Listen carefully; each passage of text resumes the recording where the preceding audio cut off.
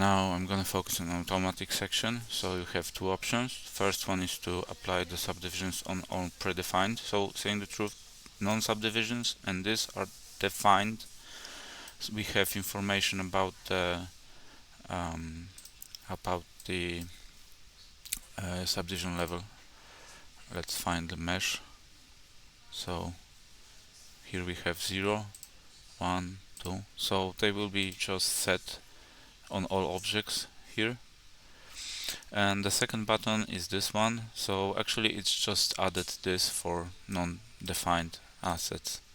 So first I'm gonna just click here. So if you can see, everything is being set.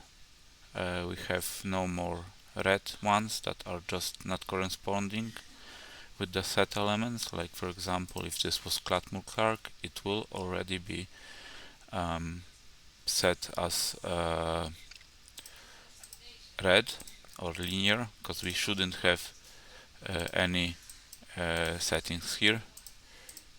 Okay, same goes when we have difference between the subdivision set by the modeler and the other artists.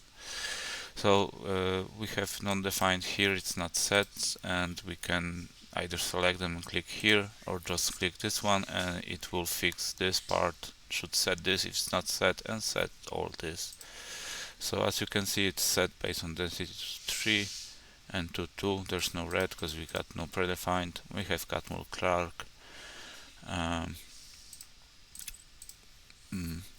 that's it.